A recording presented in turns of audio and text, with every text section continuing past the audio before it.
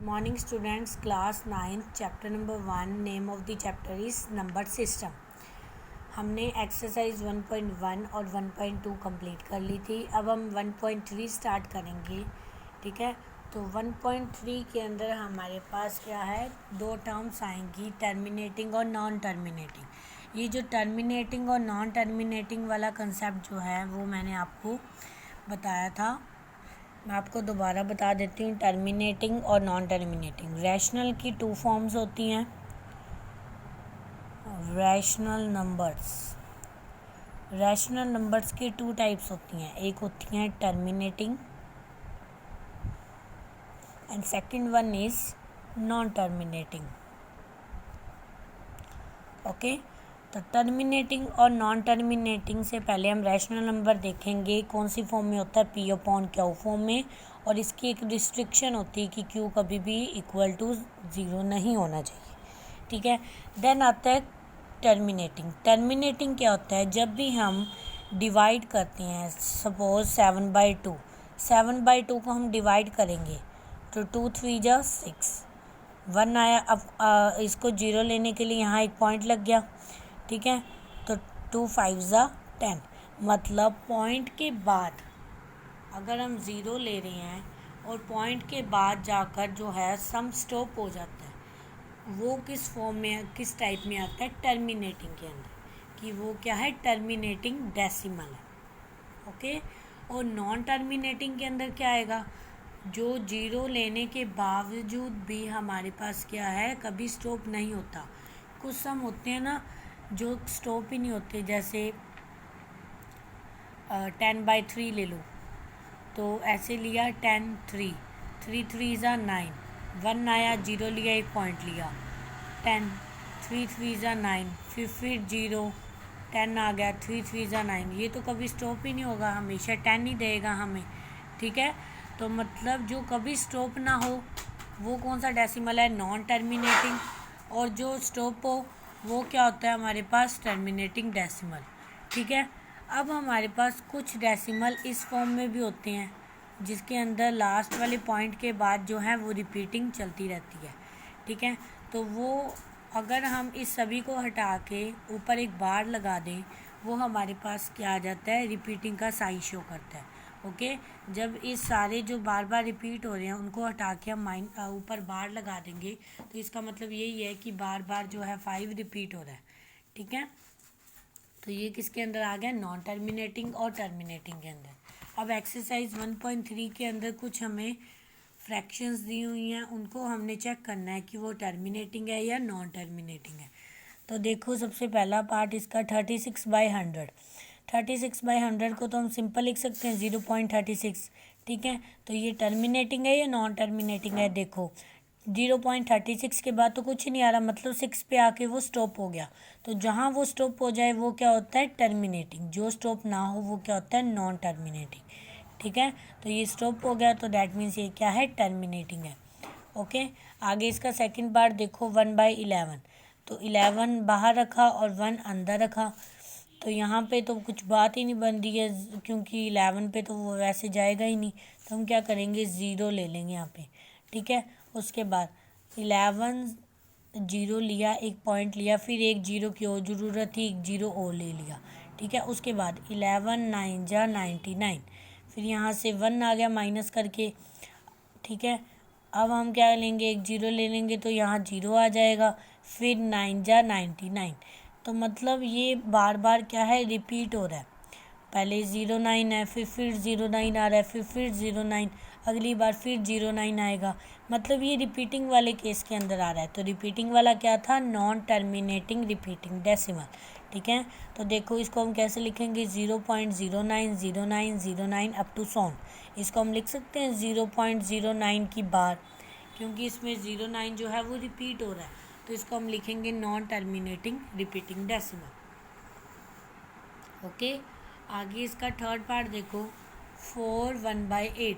पहले 3 8 4 जा 32, 32 plus 1 33, divide में 8 इक्वल टू 4. इसको डिवाइड करना है. ठीक है, तो 8 बाहर रखा, 33 अंदर रखा, 8 4 जा 32, 1 आ गया, जीरो ली इसने तो पॉइंट आ गया, 8 1 जा 8, 2 आ गया, उसके बाद 0 ली, फिर 8 4 2 जा 16, फिर 4 आ गया, फिर एक 0 ली तो आ गया 8 5 जा 40। तो मतलब ये स्टॉप हो रहा है, और जो स्टॉप होता है वो क्या होता है, टर्मिनेटिंग डेसिमल। तो ये क्या है, टर्मिनेटिंग डेसिमल। ओके स्टूडेंट्स, बाकी इसके जो 4th 5th 6th पार्ट जो हैं बाकी आपकी बुक के अंदर भी हैं वो, और यहाँ मैंने लिख भी दिए हैं। ये आपने सेम एज इट इज़ ऐसे ही करने हैं जैसे हमने इसके 3 पार्ट्स किए हैं। ओके, आगे इसका सेकंड क्वेश्चन देखो।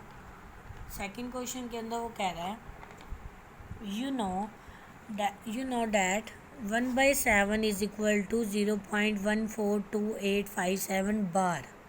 ठीक है, तो 1.7 की वैल्यू इसकी इक्वल है। Can you predict what the decimal expression of 2/7 3/7 4/7 5/7 6/7 are without actually doing the long division, if so how. देखो वो कह रहे हैं डिवीज़न मेथड को छोड़ के, long division method that means ये वाला, अगर हम इसके अलावा इन सभी की वैल्यूज़ फाइंड कर सकते हैं जब हमें 1/7 की वैल्यू दी हुई है। यस कर सकते हैं। कैसे, देखो हमने सबसे पहले लिखना है कि 1/7 की वैल्यू तो इतनी है, हमें किसकी वैल्यू दी हुई है 1/7 की, हमने किसकी निकालनी है 2/7 की। ठीक है, तो 2/7 को हम लिख सकते हैं 2 × 1/7